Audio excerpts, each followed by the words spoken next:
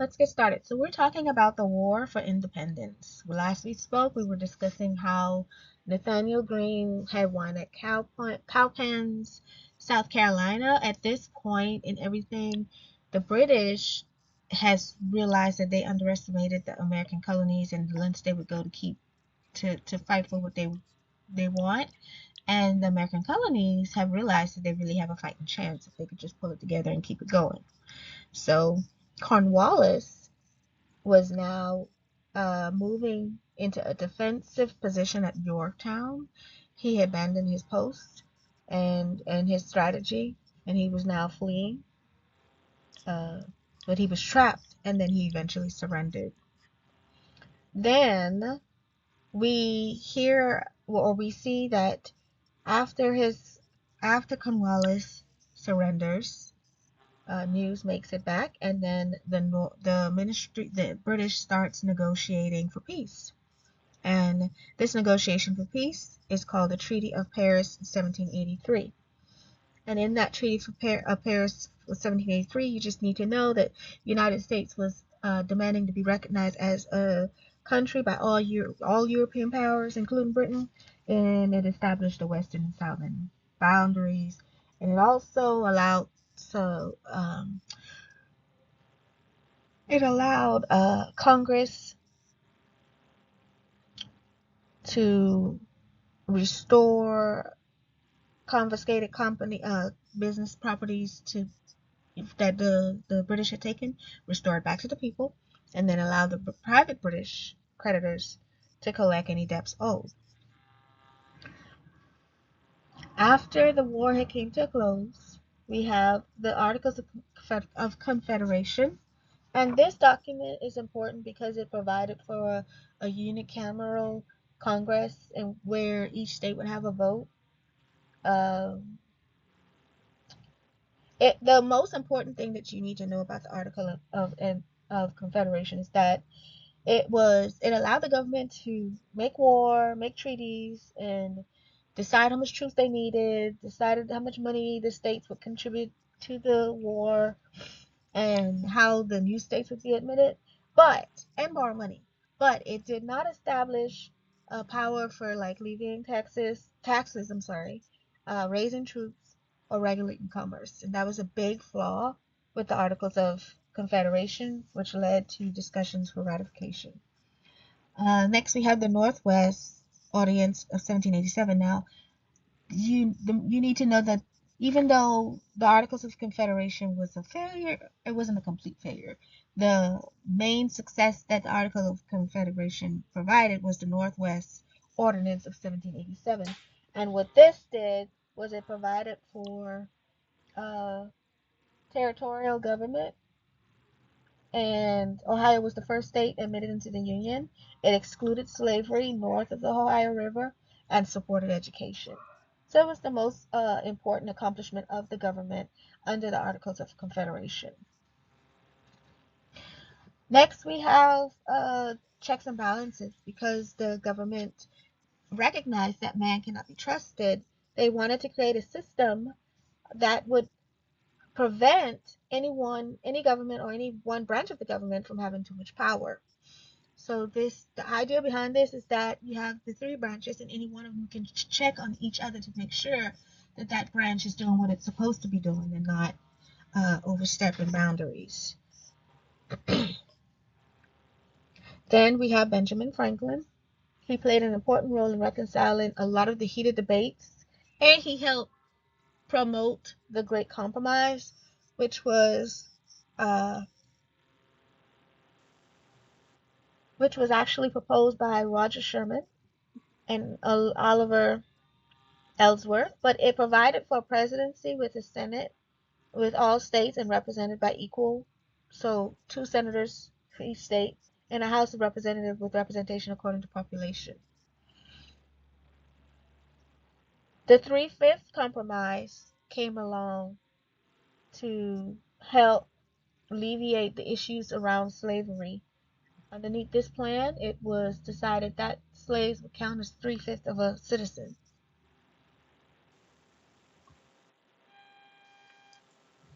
All right, let's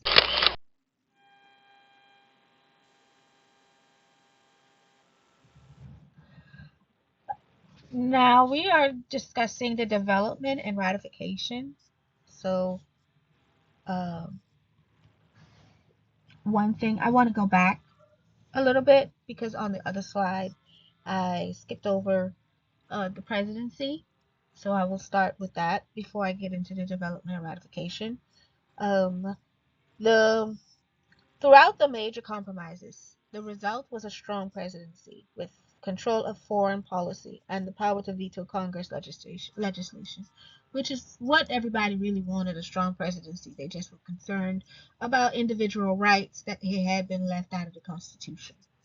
So next we get into the development and ratification. So what you want to pay attention to here is the Federalist and Anti-Federalist section of history. And the main thing to take away is that the Federalists advocated for centralized power, and then their opponents were the Anti-Federalists, who were more focused on local power.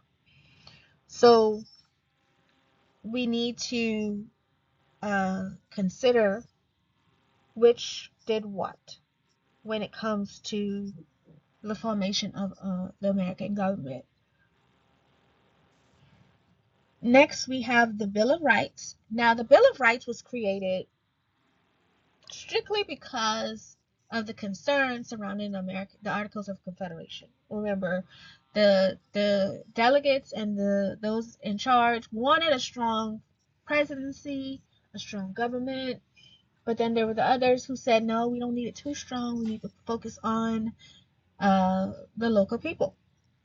And so a compromise to that was the Bill of Rights, putting basic rights of the people into this article or section and covering both bases. So we have the 10 amendments in 1791 coming together and being called the Bill of Rights. Now this is important because they can ask you any one of these rights. You must know that the First Amendment um, includes the freedom of speech, freedom of religion, freedom of press, freedom of assembly, as well as the right to petition the government for redress or grievances.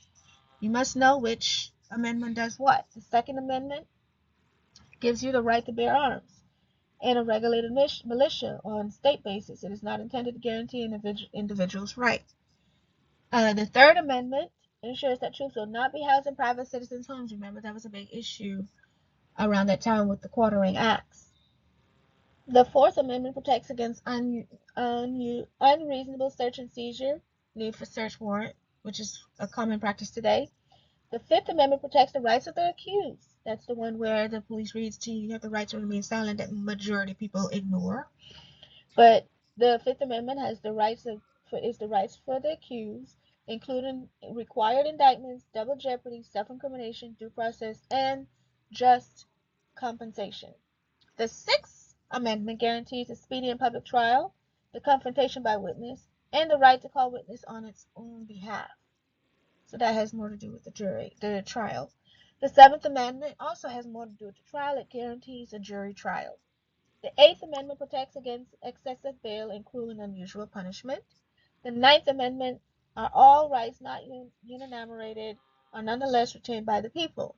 And then the Tenth Amendment, all powers not specified delegated to the federal government are retained by the state, or simply implied powers.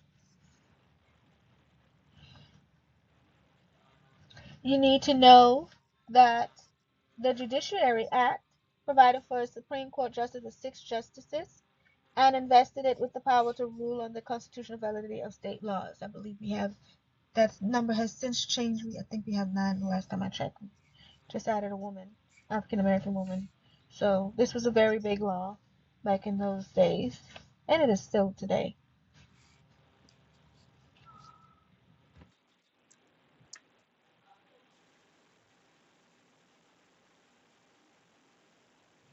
It is important to understand what the Federalists and Anti-Federalists believed in or supported. So I put it in a chart to highlight the main themes you should take away from it. So the titles are the issues to the left, and then I put that whether or not the Federalists and Anti-Federalists supported it, and then what you should take away from their support or lack of. So the first one is the Constitution, whether they wanted it to be a strong government. The Federalists favored a strong government. They wanted a strong presidency. But the Anti-Federalists opposed it because they wanted to protect the locals' rights, individuals' rights, and citizens' rights. So basically, the key takeaway is the Anti-Federalists thought that the states would lose power if you had a strong federal government. The 13 states were wanting limiting power. So the issue was, did we want the 13 states to have limiting power? And the Federalists believed that the states or the locals should have limited power, and the federal government should have the large power, which is understandable in how it's set up today. The Anti-Federalists opposed it and wanted the 13 states to have a lot of power. So Federalists wanted them to have limited power. Anti-Federalists wanted a lot of power for the 13 states, or all the power, or majority of the power. There was strong support of a lot of power for the 13 states. So the key takeaway here is that the Anti-Federalists wanted local control. The next issue is the Bill of Rights. The Federalists were against the Bill of Rights because they thought that the Articles of Confederation was enough, because it supported the federal government, obviously, and then weakened the local government. But the Anti-Federalists thought that it was essential because we needed to protect the citizens' rights, which is understandable. So the key takeaway here is individual citizen rights were threatened by the Bill of Rights, by the Federalists wanting to do away with the Bill of Rights. The next issue is the Articles of Confederation. Federalists opposed the Article of Confederation simply because it was ineffectual as a government document. Congress powers was limited to requesting cooperation from the states. So it wasn't that they opposed it entirely. It was that they didn't agree with certain stipulations in it. They didn't agree with the strength of it. They didn't agree with the terms in it. And the Anti-Federalists favored it, meaning the way it was. They just thought it needed amending. So the takeaway here is that suggestions to change it were made. That's where the ratifications came in. And then supporters of the Federalists, you need to know that large farmers, merchants, and artisans supported the Federalists, and then small farmers and from rural areas supported the Anti-Federalists. Only few wealthy people were with the Anti-Federalists. So yeah, this is what you should know when it comes to Federalists and Anti-Federalists.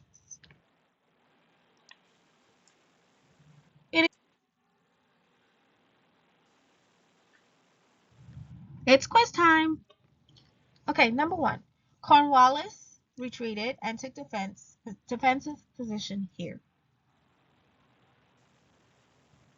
You should have gotten Yorktown, if you could remember. That was after Cornwallis had retreated. Number 2. This is the final agreement up to the peace negotiations after the Yorktown defeat.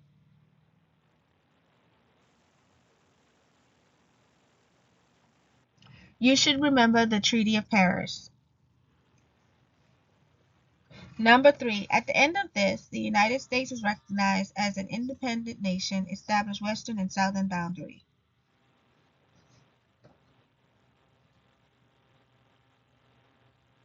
Again, you should remember the Treaty of Paris. I split this up into 2 questions because I wanted you to recognize that the negotiations were called the Treaty of Paris, but then I also wanted you to remember what was included in the Treaty of Paris, which was the independence, recognition, western and southern boundaries. There's also the Congress bit, but the most important part was listed.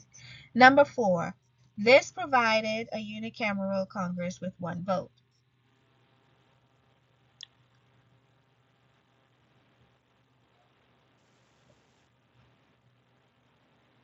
You should have remembered the Articles of Confederation. Number 5. What was a weakness of the Articles of Confederation?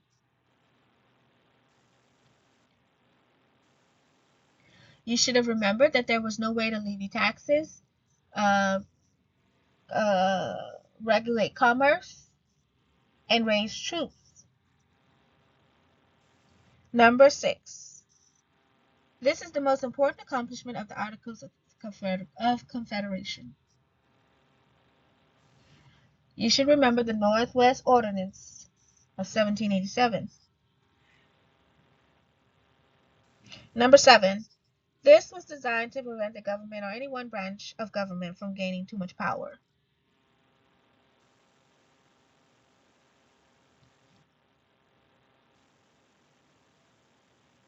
You should remember checks and balances. Number 8. This man played an important role in reconciling the often heated debates among delegates and helped arrive at the Great Compromise.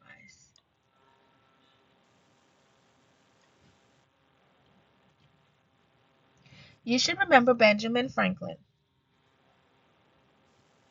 Number 9. True or false? Roger Sherman proposed the Great Compromise. And this is true. You should remember that he proposed it with Oliver Ellsworth. Number 10. This counted slaves as 3/5 of citizens. This should be easy for you because of 3/5, so you know 3/5 compromise. Go over your answers. How did you do?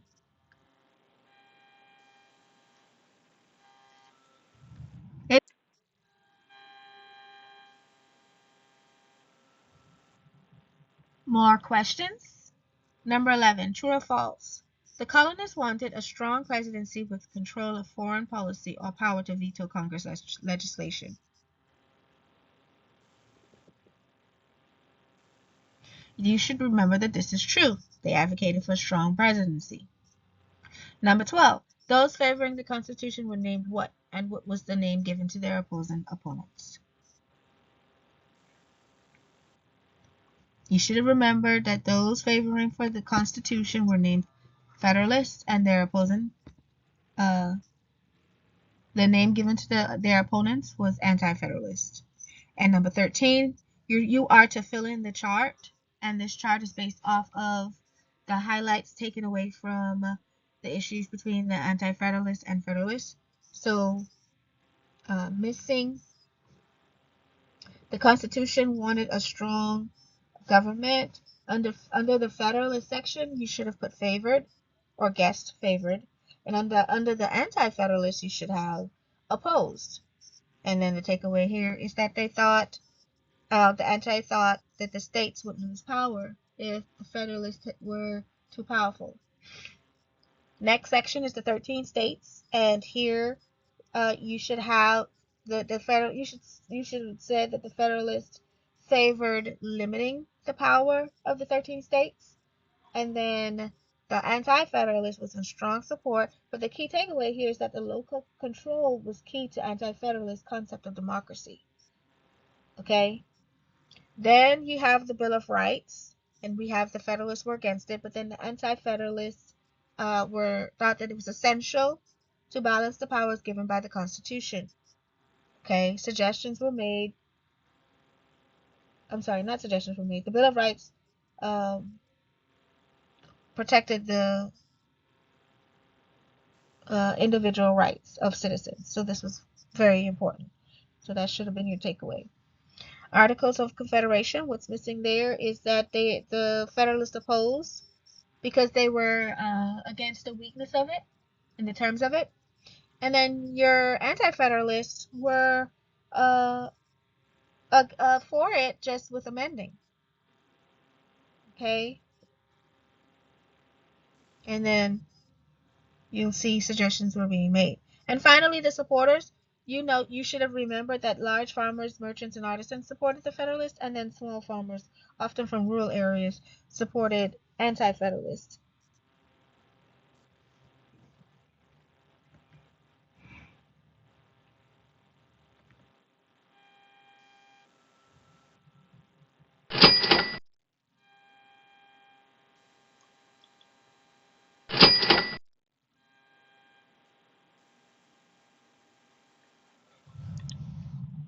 Now we're moving on to the early years of the new nation, and we're going to start with the Treasury Secretary, Alexander Hamilton.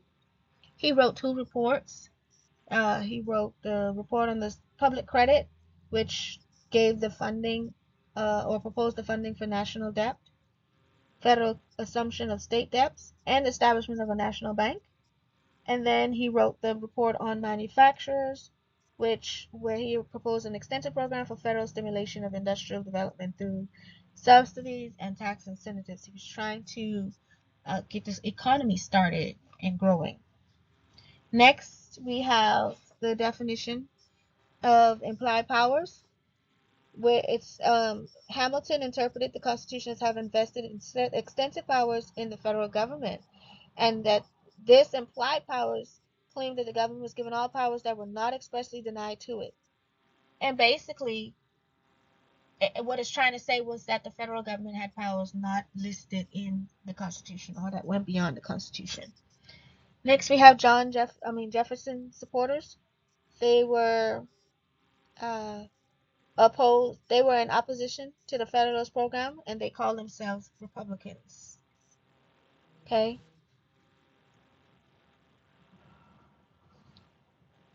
Next, we have the John Jay. He negotiated a treaty with the British that attempted to settle the conflict at sea, as well as curtail English agitation of their Native American allies on the western borders.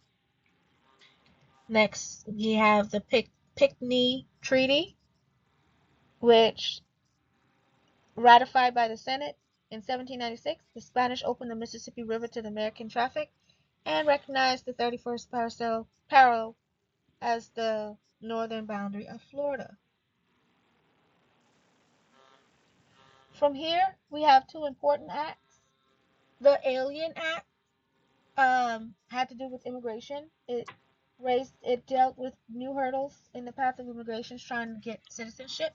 And then we have the Sedition Act, which is what the government passed in hopes to widen the powers of the administration and muzzle the newspapers, because at the time the newspapers were being pretty messy and dabbling into the politics, and the country was fairly new and they didn't really know how to handle it. So the Sedition Acts was an attempt to maintain control and not look like a circus. So then we have the Judiciary Act, is um, which goes into the other Judiciary Act, where this courts can check on the status and make sure that checks and balances are being carried out. Then we have John Marshall. He was appointed Chief of Justice of the United States Supreme Court, and he guaranteed continuation of the Federalist policies from the bench of the High Court because he was a Federalist. The 12th Amendment was adopted and ratified in 1804, ensuring that a tie vote between candidates of the same party could not again cause the confusion of the Jefferson Burr affair. Then we have the Louisiana Purchase. It's a purchase of the Trans-Mississippi Territory from Napoleon for $15 million. Napoleon figured he better sell it to Americans before they take it from him. Plus, his money was drying up. His crops and stuff wasn't making a lot of money, so he was in need of money. And what's significant about this is that even though the Louisiana Purchase was made, Congress had no authority to buy no more than the city of New Orleans. So it was really interesting that they went out on a limb like that. What you should take away from the Louisiana Purchase is that there was an exploration called the Lewis and Clark exploration, and what it was is Meriwether Lewis and William Clark left St. Louis in 1804 and returned 2 years later with a wealth of scientific and anthropology information. And basically, Louisiana was being explored and mapped.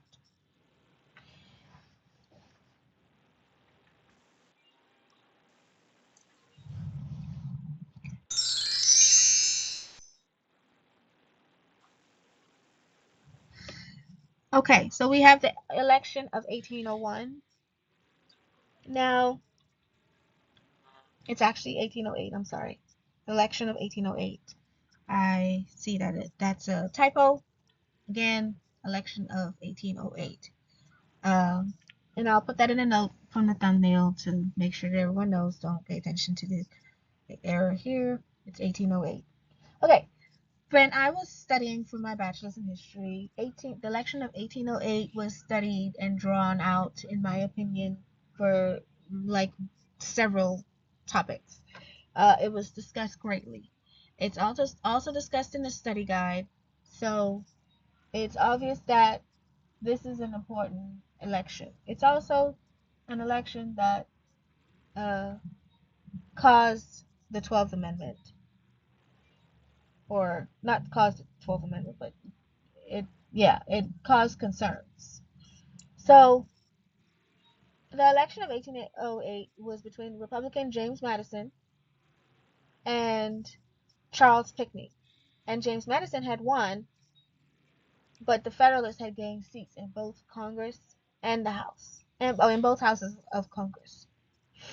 Congress contained a strong pro-war group called the Warhawks, and it was led by Henry Clay and John C. Calhoun.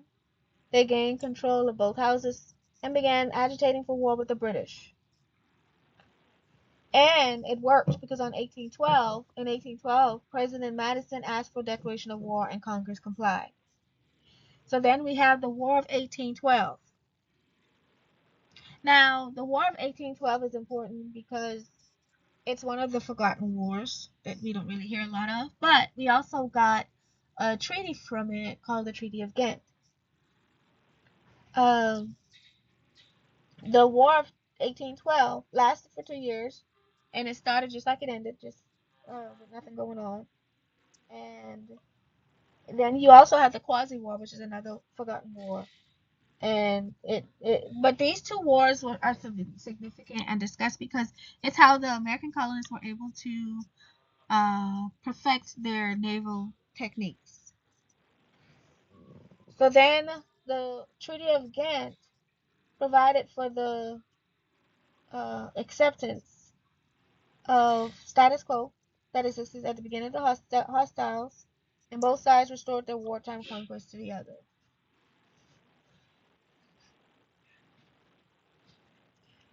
So then we have a protective tariff of 1816. It was the first protective tariff in the nation's history, and it was passed in 1816 to slow the flood of cheap British materials to the country. And so the colonists were still purchasing from the British because the British obviously was still looking for an avenue for money. And so they would be like, well, you don't have to buy it locally. You can buy it from me. I'll sell it to you for cheap.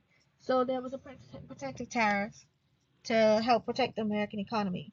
Then we have the Rugg-Bush-Bagot Treaty, and this is an agreement between the Britain and the United States to stop maintaining armed fleets on the Great Lakes. It was the first disarmament in effect, and it's still in effect today.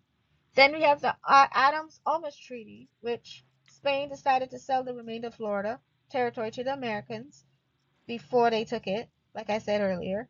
And under this agreement, the Spanish also was relieved of some debt.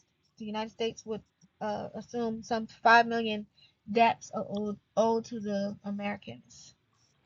Then we have the Monroe Doctrine. Now, the Monroe Doctrine is important because it set out to prevent the colonists or the British from colonizing again. It was developed under James Monroe or his presidency, and he was elected with only one vote opposed, which was a symbol of national unity. So that's why when between his presidency and when he created this doctrine, it became an important staple in history because it started with him that we would never be colonized again.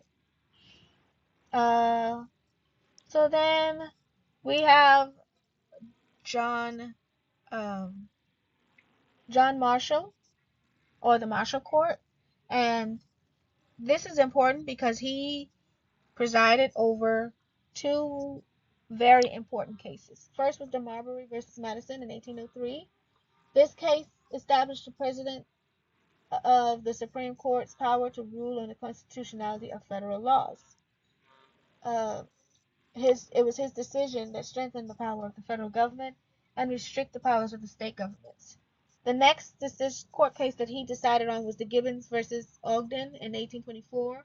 This involved the competition steamboats companies. Marshall ruled that commerce included navigation and that only Congress had the right to regulate commerce among states. And thus, the state granted monopoly was voided. So then we have the Missouri Compromise of 1820. The Missouri Territory, the first to be organized from the Louisiana Purchase, applied for statehood in 1819. The Senate membership was evenly divided between slaveholding and free states at the time. The admission of a new state would give the voting advantage either to the North or to the South, which was causing the issue.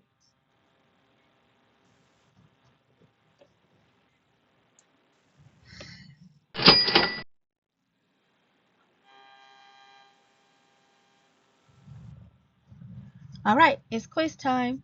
Number 1. Who wrote the report on the public credit and manufacturers?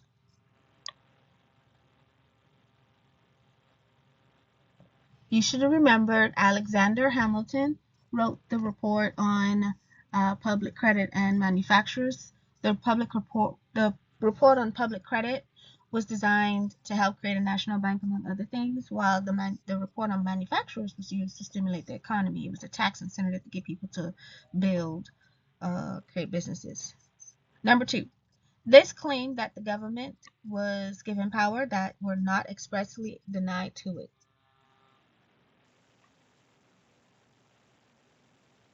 You should have remembered implied powers. Number 3. Hamilton proposed this to stimulate the economy. I'm not going to pause too long for this one because I just gave you that answer in number 1. He proposed the report on manufacturers. And number 4. Hamilton proposed this to create a national bank. And just like the last question, I gave this in number 1, so you should have remembered the report on public credit. Number 4. True or false? The Jeffersonian supporters, primarily under the guidance of Wilford Jay, began to organize political groups in support of Federalist programs.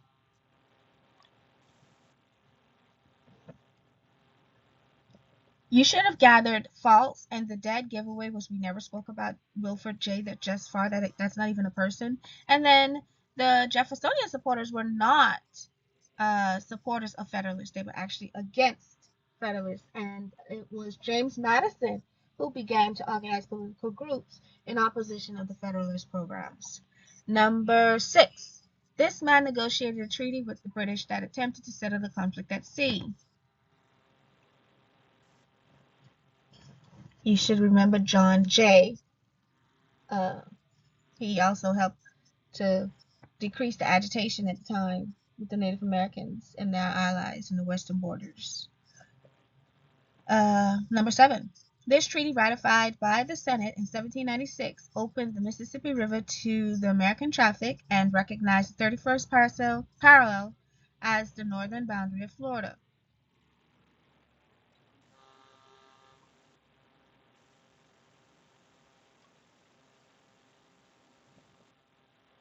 You should have remembered the Pinckney Treaty. Go over your answers. How did you do? I have more questions coming. After you're done checking, let's go over to the next slide.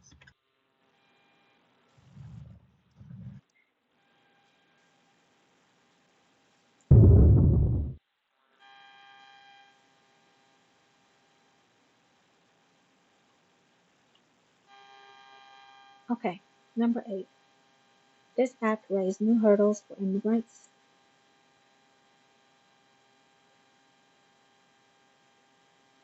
You should have remembered the Alien Act. Number 9. This right guarantees a jury trial.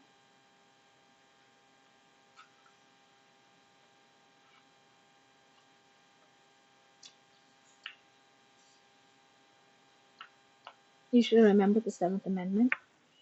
Number 10, this right protects the rights of the accused. You should have remembered the Fifth Amendment.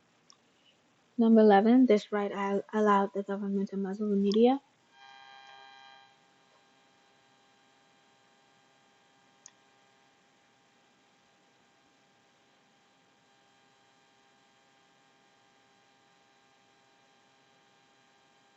You should remember Sedition Acts.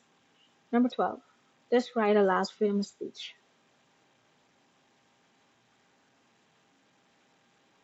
You should remember the First Amendment, which protects the rights of freedom of speech. Number 13, this right protects the right to bear arms. You should remember the Second Amendment. Number 14, this right protects against excessive bail and cruel and unusual punishment. You should remember the Eighth Amendment. Number 15, this right protects against unreasonable search and seizures.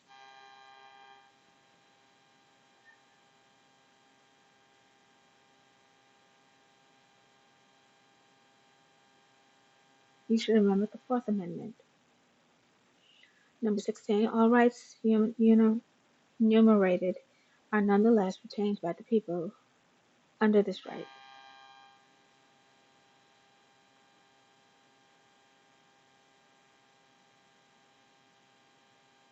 The Ninth Amendment. Number 17, this right guarantees speedy and public trial.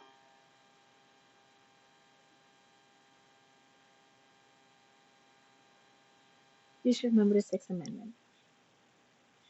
And number 18, all powers not specifically delegated to the federal government are retained by the states under this right. And that's the 10th Amendment. This right ensures that the Quartering Act would not be enforced. Again, that's the Third Amendment. Check your answers and go over what you got wrong.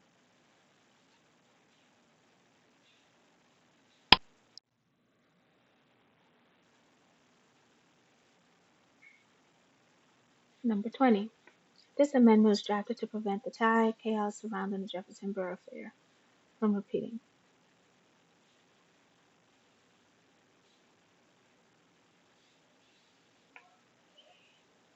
12th Amendment.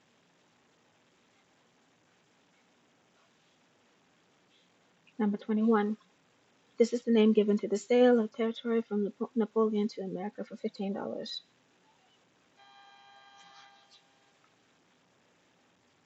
You should remember the Louisiana Purchase. This expedition resulted in 2 years' worth of science and anthropological information. You should remember the Lewis and Clark expedition. Number 23. This election allowed for Federalists to gain seats in both houses of Congress.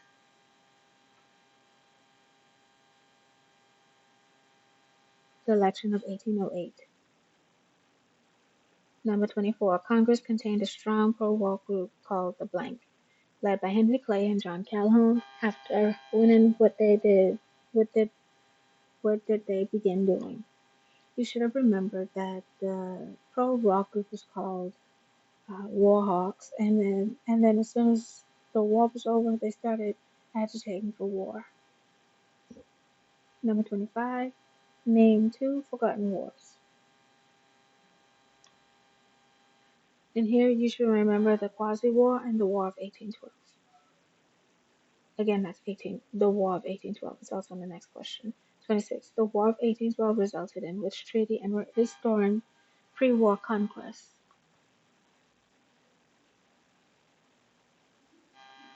You should remember the Treaty of Ghent.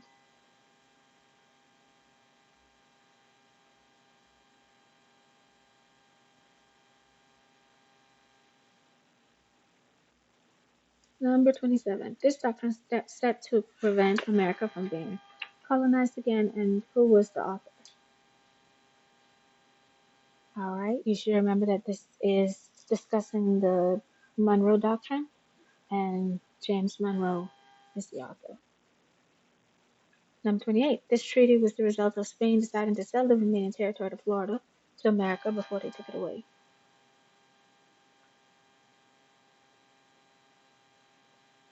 You should remember the Adams-Onis Treaty. Number 29. This tariff was the first of its kind in history, and it slowed the flood of cheap British manufacturers into the country. You should remember this is the protective tariff. And finally, this treaty was an agreement between the British and the United States to stop maintaining armed fleets on the Great Lakes.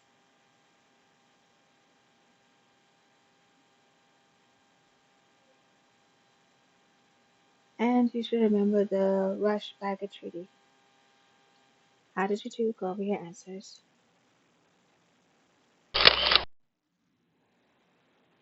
31. Who delivered the majority opinions in a number of critical decisions, such as the Marbury versus Madison case?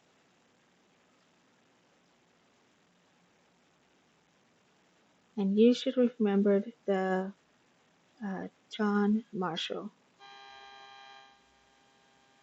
Number 2. This territory was the first to be organized from the Louisiana Purchase under what law?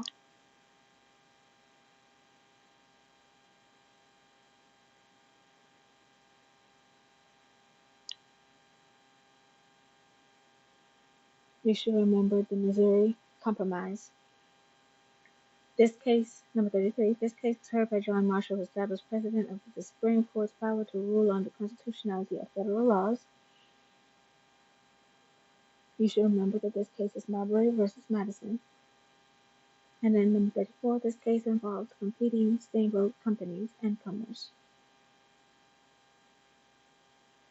And you should remember Gibbons versus Ogden. Go over your answers. How did you do?